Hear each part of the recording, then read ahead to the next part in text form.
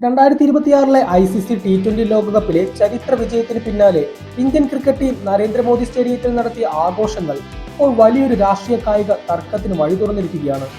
അഹമ്മദാബാദിലെ വിജയത്തിന് ശേഷം ഇന്ത്യൻ നായകൻ സൂര്യകുമാർ യാദവും മുഖ്യ പരിശീലകൻ ഗൗതം ഗംഭീറും ICC ചെയർമാൻ ജയ്ഷാ എന്നിവരും സ്റ്റേഡിയത്തിനുള്ളിലെ ഹനുമാൻ ക്ഷേത്രത്തിൽ ലോകകപ്പ് ട്രോഫിയുമായി ദർശനം നടത്തിയത് മുൻ ഇന്ത്യൻ താരവും രാഷ്ട്രീയ നേതാവുമായ കീർത്തി ആസാദിനെ ചൊടിപ്പിച്ചു. വിജയലഹരിയിൽ മദ്യപാനവും മറ്റാഘോഷങ്ങളും ഒഴിവാക്കി ക്ഷേത്ര ദർശനം നടത്തിയ നായകനെ ഒരു വിഭാഗം ആരാധകർ പ്രശംസിക്കുമ്പോഴാണ് ടീമിന്റെ മതേതര സ്വഭാവം ഉയർത്തിപ്പിടിച്ച് കീർത്തി ആസാദ് രംഗത്തെത്തിയത്. ഇന്ത്യൻ ക്രിക്കറ്റ് ടീം എന്നത് കേവലം ഒരു മതത്തെയോ വിഭാഗത്തെയോ അല്ല, മറിച്ച് കോടിക്കണക്കിന് വരുന്ന വൈവിധ്യമാർന്ന ജനതയെയാണ് പ്രതിനിധീകരിക്കുന്നതെന്ന് അദ്ദേഹം ഓർമ്മിപ്പിച്ചു.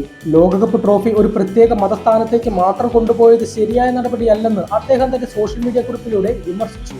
സൂര്യകുമാർ യാദവിന്റെയോ ജയ്ഷായുടെയോ കുടുംബ സ്വത്തല്ല ഈ ട്രോഫിയെന്നും അത് 140 കോടി ഇന്ത്യക്കാരുടേതാണെന്നും അദ്ദേഹം തുറന്നടിച്ചു. ഈ വിജയം ഒരു മതത്തിന്റെ വിജയയാത്രയായി ചിത്രീകരിക്കുന്നത് ശരിയല്ലെന്നും അദ്ദേഹം കൂട്ടിച്ചേർത്തു. 1983 കപിൽ ദേവിന്റെ നേതൃത്വത്തിൽ ഇന്ത്യ ആദ്യമായി ലോകകപ്പ് ഉയർത്തിയ കാലത്തെ ഉദാഹരണമായി ചൂണ്ടിക്കാട്ടിയാണ് ആസാദ് തന്റെ വാദങ്ങൾ നിരത്തിയത്. അന്ന് ടീമിൽ ഹിന്ദുക്കളും മുസ്ലിങ്ങളും സിഖുകാരും ക്രിസ്ത്യാനികളും ഒത്തൊരുമയോടെയാണ് പോരാടിയതെന്നും വിജയം ഒരു ദേശീയ നേട്ടമായാണ് ആഘോഷിച്ചതെന്നും അദ്ദേഹം വ്യക്തമാക്കി. നിലവിലെ ടീമിലെ മറ്റ് അംഗങ്ങളായ മുഹമ്മദ് സിറാജ് തന്റെ മതപരമായ ഇടങ്ങളിലേക്ക് ട്രോഫി കൊണ്ടുപോയിട്ടില്ലെന്ന കാര്യവും ടൂർണമെന്റിലെ മികച്ച പ്രകടനം കാഴ്ചവെച്ച സഞ്ജു സാംസൺ ട്രോഫിയുമായി പള്ളിയിൽ പോയിട്ടില്ല എന്ന കാര്യവും അദ്ദേഹം ശ്രദ്ധയിൽപ്പെടുത്തി.